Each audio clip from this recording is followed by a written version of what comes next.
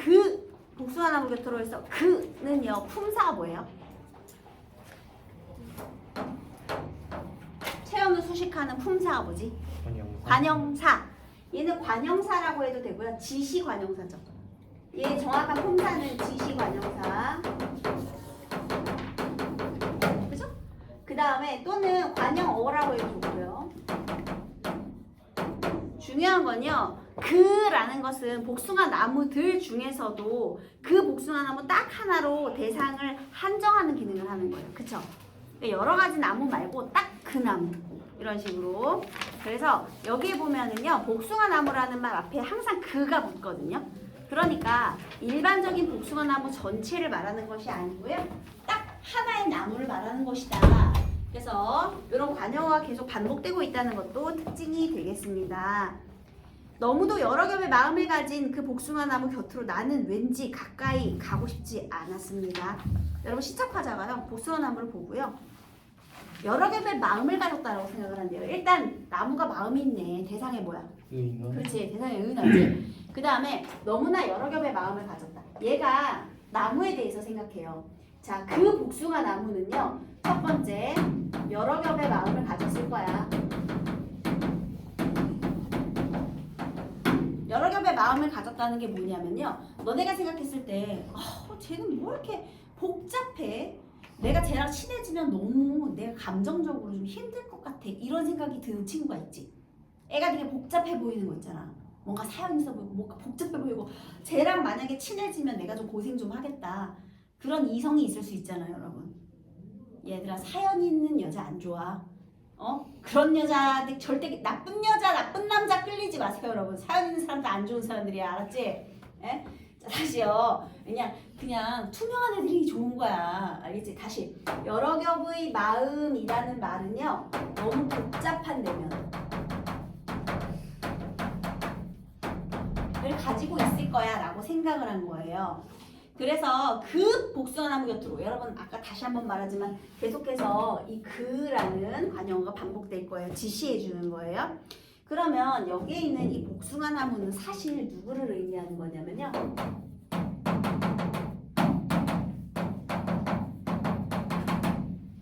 타인을 의미해요. 어떤 사람. 자, 내가 어떤 타인을 처음 봤을 때요. 그 타인에 대해서 가지고 있는 편견. 선입견이라고도 하죠. 제대로 그 사람하고 대화도 안 나눠보고 나서 어떤 먼저 드는 생각들이 있을 수 있잖아요. 그래서요, 나는 처음에는 친해지고 싶지 않은 거야. 가까이 가고 싶지 않다라는 건 다가가기 싫다는 거고, 멀리 있잖아. 친해지고 싶지 않았던 거예요. 않았습니다. 여러분 여기서 씁니다는 상대 높임 하십시오체잖아요. 그래서 얘는 마치 청자에게 친근하게 이야기하듯이 고백하는 느낌이 들죠. 그쵸? 그래서 경어체를 쓰고 있어요, 여러분. 씁니다. 그래서요, 그러니까 고백한다라는 건 다른 사람에게 자기 이야기를 들려주는 것 같잖아. 그치? 그래서 일단 경어체의 사용, 대상의 의인함, 경어체의 사용 이런 거 다 특징이죠.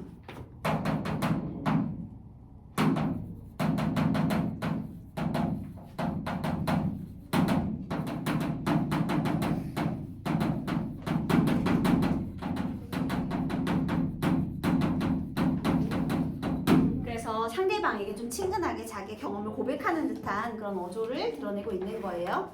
그 다음에요. 흰 꽃과 분홍 꽃을 나란히 피우고 서 있는 그 나무는 역시 또 그 나무죠, 여러분. 그래서요. 지금 여기서 또 중요한 포인트는 이 그를 계속 반복한다는 거야. 그래서 여러 가지 나무가 아니라 관형어 그의 반복을 통해서요. 화제를 소재를 초점화한다. 특정 대상으로 초점화하는 거예요, 여러분. 특정 대상으로 초점화한다 라는 것도 특징이 되겠습니다. 그러니까 여러 개 말고 딱 하나로. 자, 그 다음에요. 여기서요. 얘는 두 번째 편견은요. 얘는 무슨 꽃을 가져온다? 흰 꽃과 꽃을 가졌을 것이다. 이라고 내가 생각을 한 거예요. 그리고 또 하나는요. 그 나무는 사람이 앉지 못할 그늘을 가졌을 것이라고. 사람이 앉지 못할 그늘을 가졌을 것이다 라고 생각이 돼요. 예를 들어 보통 나무 그늘은 어떤 의미를 가지죠? 나무 그늘 어떤 의미를 가져? 쉼터. 그래, 쉼터, 휴식처, 안식처의 의미가 있잖아. 그러면 다른 사람을 포용하지 못할 거라는 거지. 사람이 앉지 못할 그늘이라는 건 내가 쟤랑 만약에 친해지고 나면 나는 쟤한테 위로나 안식을 받을 순 없고 뭔가 되게 복잡하게 될 것 같은 그런 느낌이 있었던 거야, 맨 처음에. 그지? 그래서 그렇게 멀리로만 지나쳤을 뿐입니다. 자, 그래서 내가 이러한 편견을 가지고요. 이때는 이제 어떻게 됐어? 멀리로만 지났지.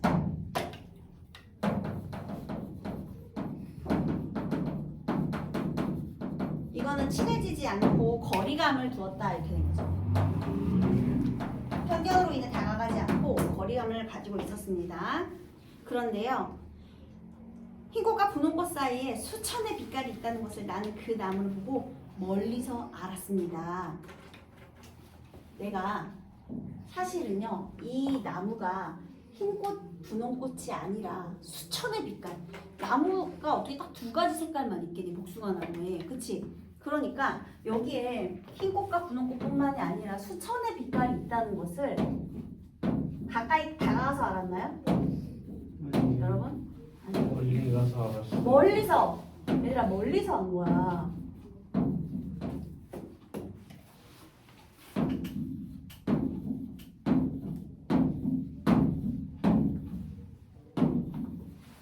그럼 멀리서 알았다는 거는 이거 되게 중요한 포인트예요. 시험 문제 오답이 여기서 진짜 많이 나와요.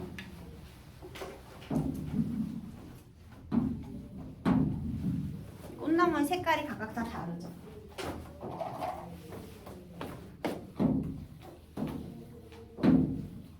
좀 이상하지만 어쨌든 복숭아나무에 꽃잎이 여러 가지가 있다는 겁니다. 자, 그런데 내가 멀리서 보고 뭘 깨달았느냐? 여기 흰꽃과 분홍꽃이 아니라 수천의 빛깔을 가지고 있다라는 것.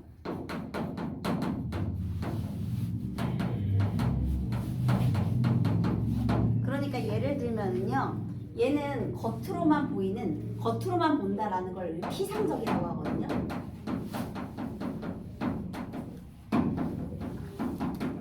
멀리서 봤을 땐 두 가지 색깔만 있는 줄 알았는데 가서 보니까 이게 바로 내면의 본질, 대상의 본질을 알게 된 거예요. 속에는 수천의 빛깔이 있더라 이렇게. 그래서요 본질을 인식하게 됐다, 진정한 모습을 깨닫게 되었다라는 내용이 되겠고요. 나무는 이제 멀리서 알았습니다. 자, 처음에는 여기서 멀리로만 지나치다가요 멀리서 관찰, 그 다음에 이해하려는 노력을 통해서 깨닫게 된 사실이에요. 얘들아, 사람이 있잖아. 처음 만나는 순간부터 그 사람에 대한 모든 걸 다 알 수 있어? 그건 미친놈이야. 막 거리 좀 친해질 시간이 필요하지. 처음부터 막 거리감 없이 막 너무 친하게 굴면 그것도 이상하잖아. 소름 돋잖아, 얘들아. 그래서 사실 이 사람이 하고 싶은 진짜 이야기는 이거예요. 대상을 이해하려는 노력을 해라, 이 얘기를 하고 싶은 거거든요. 얘가 만약에 지나치기만 했다면 본질을 이해할 수 있었을까? 아니요. 이게 중요해요. 이해하려는 노력이 필요해요. 그랬더니 알게 된 진실이죠. 그리고 또 있어요. 그래서 그 나무를 보고 멀리서 알았고요. 눈부셔 알았습니다. 이게 뭐야? 아, 걔는 이랬구나. 그 깨달음의 순간을 눈부시다라고 표현을 해준 거예요. 이제부터 본질을 이해하기 시작한 거야. 그래서 거기다 이해의 시작이라고 쓰시면 돼요. 피우고 싶은 꽃빛이 너무 많은 나무는 왜 수천의 빛깔을 가졌느냐? 이것은 피우고 싶은 꽃빛이 너무 많았던 거야.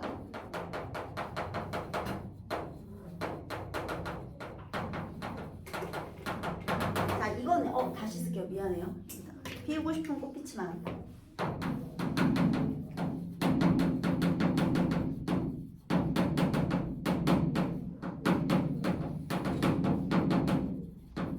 아까 전에는요, 여러 겹의 마음으로 복잡할 것 같다 그랬잖아요. 그런데 그 복잡한 마음을 내가 드디어 이해하게 된 거야. 얘가 수천의 빛깔을 가지고 있었던 이유이기도 하고요. 얘는 이제부터 복잡한 게 아니라 굉장히 꿈이 많고 하고 싶은 것도 많은 친구였구나를 알게 된 거죠.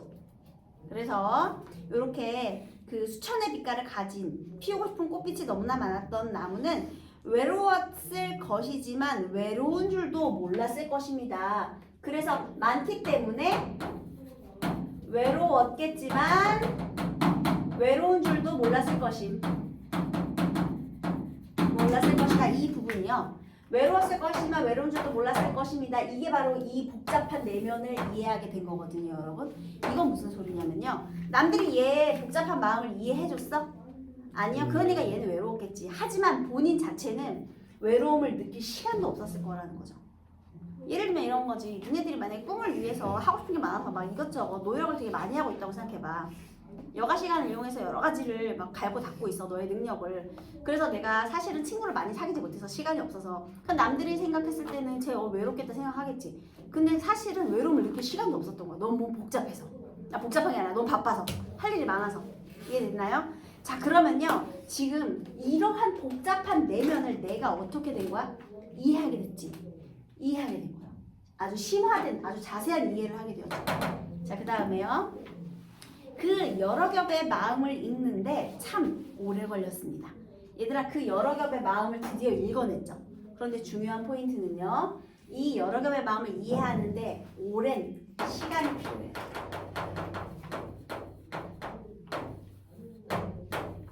노력도 필요하고 시간도 필요하고. 그래서 갑자기 어떤 한순간에 오는 깨달음이 아니라는 점. 그게 중요해. 한순간에 깨달은 게 아니야. 내가 이해하려는 오랜 시간을 들여서 노력을 했기 때문에 얘를 이해하게 된 거예요. 자, 이제 드디어 여기 아까 편견이었는데요. 이제는 진정한 모습. 노력과 시간을 투자해서 내가 깨달은 것들이에요. 그죠?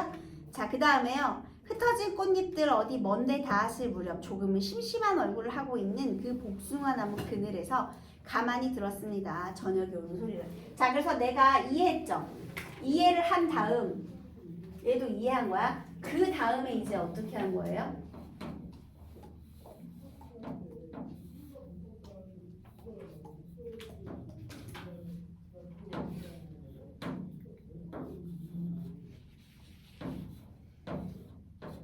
그래서 지금 이 그늘에서 자, 이해를 한 다음에 그늘에 간 거예요. 알겠죠?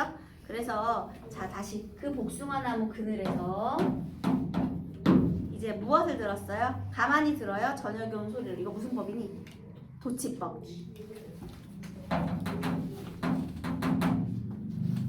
그 다음에요. 여기서 그 복숭아 나무 그늘은요. 이제 드디어 내가 다가간 거잖아요. 다가가서 여기에서 이제 뭐 하는 거야? 같이 공감을 하는 거지. 자, 무엇에 대한 공감을 해? 저녁이 오는 소리를 같이 듣는 거예요. 자, 이제 나무와 화자는요. 저녁이 오는 소리를 같이 듣습니다. 얘들아, 저녁이 온다라는 거 시간의 흐름이지. 근데 그거를 소리로, 청각으로, 감각적으로 형상화해냈죠. 근데 얘는 추상적인 시간의 감각적 표현이라고 해도 되고요. 시각화는 물론 아닙니다. 청각화죠. 청각화.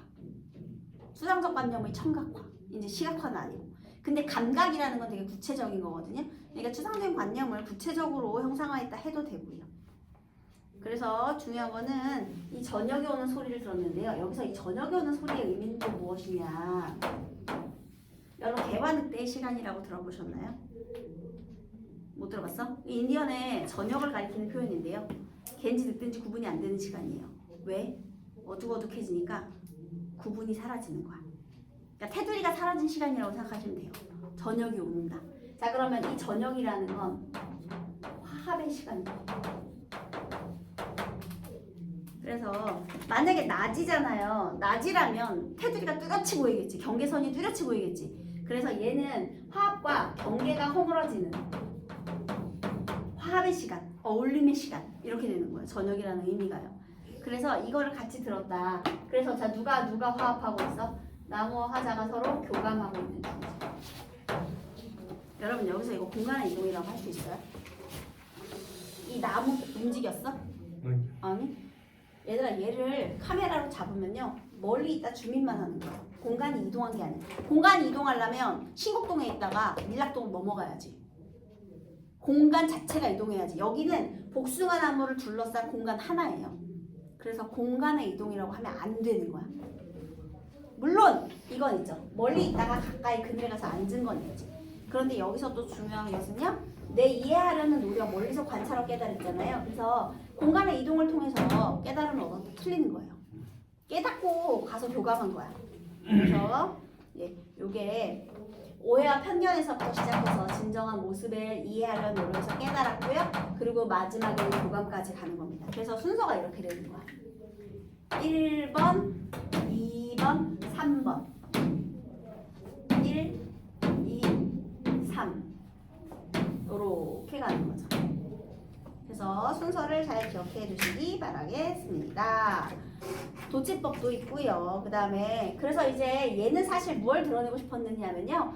복숭아나무 곁으로라는 것은 얘가 아까 복숭아나무 선생님 타인을 의미한다고 했잖아요. 그러니까 얘는 관계 형성에 조언을 주는 작품인 거예요. 그러니까 타인과 관계를 맺을 때는 어떻게 해라? 대상을 이해하려는 노력, 시간과 노력이 들어야 되는 거예요. 갑자기 한순간에 내 맘대로 되는 건 없어. 알겠죠? 그래서 그런 깨달음의 작품이 되겠네요. 자, 이제 거리감이 사라진 시간이 바로 저녁이 되겠다. 이렇게 이해하시면 되겠습니다. 그 다음에요. 12페이지의 간격. 얘도 좀 비슷한데요. 안도연의 간격인데요. 숲을 멀리서 바라보고 있을 때는 몰랐다. 얘들아 지금은 멀리서 바라보고 있죠. 원경 적으세요. 원경 12쪽. 숲을 멀리서 바라보고 있을 때는 몰랐다. 원경. 내가 그리고 멀리서 바라보고 있을 때는요. 나무와 나무가 어깨와 어깨를 대고 숲을 이루는 줄 알았대요. 그래서 거기 있잖아요. 나무와 나무가 뭐야? 어깨와 어깨를 대고 숲을 이루는 줄 알았다. 거기 괄호하세요. 두 개가. 거기다가 이렇게 적으십시오. 편견. 어깨랑 어깨가 맞닿아 있는 건 틈이 없는 거지. 예를 들면 이런 거다. 이것도 관계 형성에 대한 건데요. 너네 나중에 여친 남친 생기면 핸드폰 비밀번호 공유해 안 해? 안 해요. 너 안 해? 너도 여자친구 거 터치 안 할 거야? 예우는?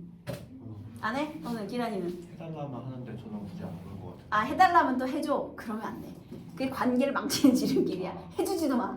그거는 잘 설득을 시키세요. 특히 여자들이 핸드폰, 넌 남자친구 핸드폰 알아야 비밀번호 알아야 돼? 맞아요. 야, 숨 쉴 공간이 있어야지. 여기서 그런 얘기를 하는 거야. 내가 멀리서 숲을 볼 때는 간격 없이 아주 친밀함으로만. 그래서 거기다가요. 친밀함 써있잖아. 거기 동그라미. 우리 인간 관계라는 건 친밀함만으로 친밀함이 더 좋은 건 줄 알았다는 거죠. 친밀하면 친밀할수록 좋다라고 생각을 했대요. 그런데 나무와 나무 사이 넓거나 좁은 간격이 있다는 것을 생각하지 못했대요. 그때 몰랐다? 편견이었어. 그런데 벌어질 대로 벌어진, 하지만 한 대 붙으면 도저히 안 되는, 기어이 떨어져 있어야 하는 나무와 나무 사이, 그 간격과 간격이 뭐요? 우르르창창한 숲을 이룬다는 것을 산불이 휩쓸고 지나가 숲에 들어가 보고서야 알았다. 자, 여러분 들어가 보고서야 알았다라는 것을 근경이라고 하세요. 여러분 이번에는 어떻게 된 거예요? 거리의 이동이 있죠. 멀리서 봤을 땐 편견이 있었는데 내가 가까이서 가보니까 나무 사이에 무엇이 있었다? 간격이 있었다. 그래서요. 거기 나무와 나무 사이 간격과 간격이 뭐야? 우르르창창 숲을 이룬다는 것을 또 괄호하시고요. 그게 바로 깨달음의 내용이 되겠습니다. 깨달음. 그만큼 간격이 있어야 되고요. 그리고 또 하나는요. 얘들아 얘는 시련을 겪어서 이런 깨달음이 있었어? 아니 그냥 이해하려고 노력한 거야. 무슨 계기가 있었던 건 아니에요. 근데 얘는 뭐야? 산불이 휩쓸고 지나간. 요즘 산불 때문에 난리더라고요. 그래서 거기 산불이 휩쓸었다. 산불에다 세모하시고요. 시련과 위기. 얘가 위기를 겪고 나서 가니까 만약에 나무가 다 붙어있으면 다 죽었겠지. 근데 적다가 간격이 있으니까 멈출 수 있었던 거야. 그러니까 간격이라는 것이 사람 사이의 간격이라는 것이 이렇게 중요해요. 그래서 여기는요 시간의 경과와 공간의 이동이 둘 다 있어요. 근데 여기는 시간의 경과는 있죠. 아까 선생님 시간 필요하다고 했잖아요. 시간의 경과는 있지만 공간의 이동은 없거든요. 근데 얘는 시간의 경과도 있고 그 다음에 공간의 이동도 있는 거야. 그래서 보통 이 두 개를 공통점, 차이점 많이 비교를 하는데요. 둘이 만약에 시간의 경과 흐름에 따른 인식의 변화를 드러냈다 그럼 둘 다 맞아요. 근데 만약에 시간과 공간의 이동에 따라 하면 공통점이 안 되죠. 왜냐면 얘는 공간이 없어서 그래요. 그래서 시간의 흐름에 따른 인식의 변화 그거는 안도의 간격도 해당이 되는 말입니다. 그 다음에 둘 다 어떤 대상에 대한 인식의 변화를 공통점으로 하고 있죠. 대상에 대한 인식의 변화가 있고요. 거기에 혹시 서술형 들어가시는 분? 없게도? 없어요 서술형? 몰라요? 네. 네. 못 배웠고. 자 여기 3번에 괄호 2번 있죠? 그 복숭아나무 곁으로가 화사의 대상의 진정한 모습을 발견하는 방식의 차이점 이거 되게 잘 나오거든요. 이거 외우셔야 돼요. 별표하셔야 됩니다. 뭐냐면요. 그 복숭아나무 곁으로는 자 줄 칠게요. 시간의 흐름에 따른 인식의 변화. 그래서 시간이 흐르면서 인식을 했고요. 그 다음에 간격 줄 치겠습니다. 시간의 경과와 공간의 이동에 따른 인식의 변화. 아까 선생님 설명했던 건데요. 이렇게 길게 설명해 놓은 거예요. 그래서 그런 차이점이 있더라. 이렇게 되는 겁니다. 그 다음에 그 2번에 괄호 1번 있죠. 2번에 괄호 1번. 거기 함축적 의미. 얘도 또 자주 등장해요. 근데 얘는 뭐 다 맞출 수 있는 거. 흰 꽃과 분홍 꽃, 피상적인 모습.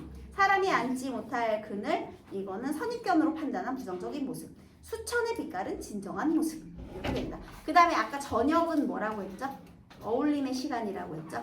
그 다음에 이 그늘은 그 복숭아나무의 마지막에 그늘에서 들었다. 이 그늘은 교감의 장소가 되겠습니다. 그렇죠? 교감과 화합의 장소가 되고요.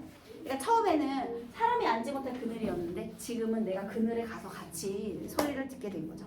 그래서 대상에 대한 재인식이 드러나고 있다. 이 특징이네요.